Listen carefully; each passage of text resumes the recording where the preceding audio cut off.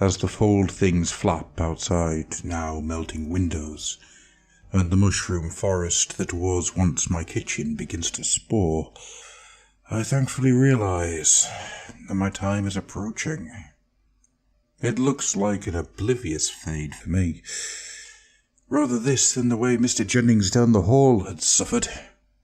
How unpleasant it had been to see him merge with his surroundings, his arms and head becoming one with the walls, the rest of his form merging with the dog he had loved and kept safe for so long. My right side is already becoming intangible. So, not too long left now. Thankfully. We were always told that the apocalypse would be a grandiose affair. Trumpets and fire and brimstone, the worthy called away, the damned given a literal hell on earth. Somehow this breakdown of the natural order of things seems much, much worse. The detritus that has grown and swallowed the world gives a quiet amount of monstrous horror to the proceedings. There was once a park that I quite enjoyed the view of each morning.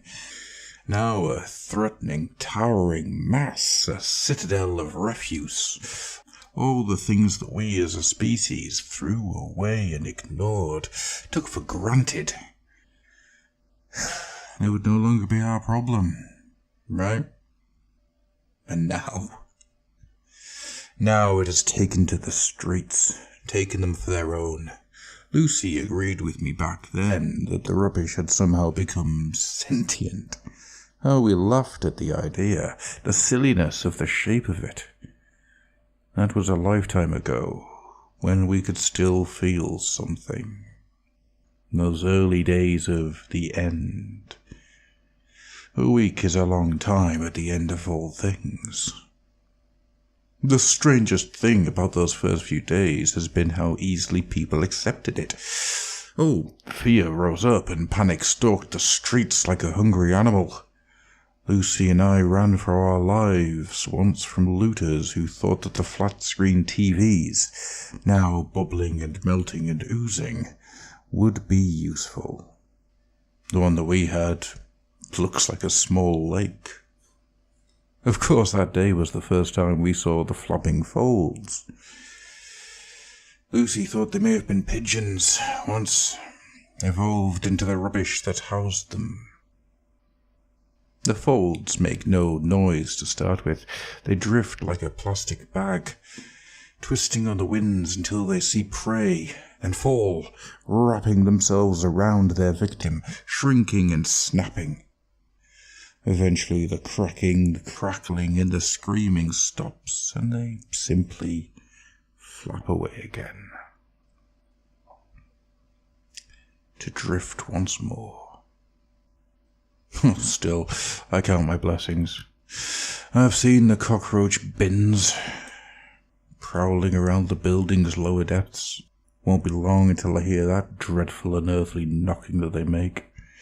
Mrs. Rocha downstairs, upstairs now, I guess. She went to her fate last night.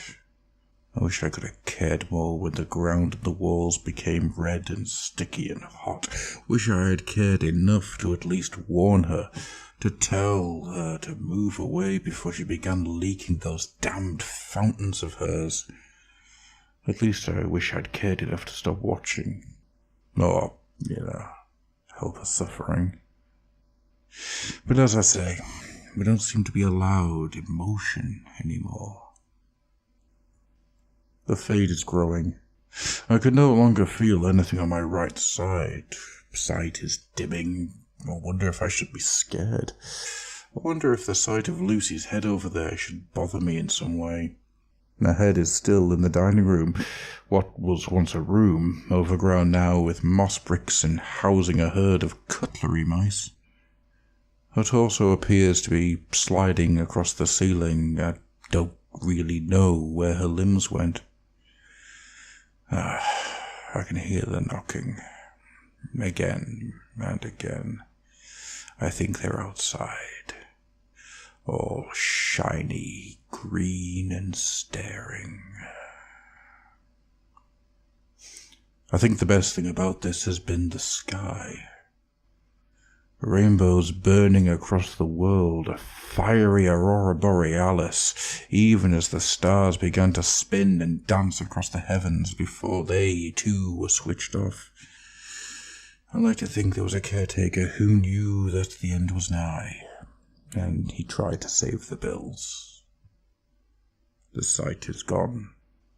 Now, I can barely feel the weight of the dictaphone in my hand. There's a rushing noise where I could hear. But yet, I hear the knocking. That damned awful knocking, that dreadful knocking. Louder and louder. I can feel it in my chest, in my eyes, and my ears. I wonder if anyone will greet me when this ends, or if nothing else all I will ever know in a few moments. I wonder if I will know anything at all. I can feel something warm and sticky ooze past my eye. Knocking won't stop. It just keeps going. Louder it knocks, and louder it knocks, and louder it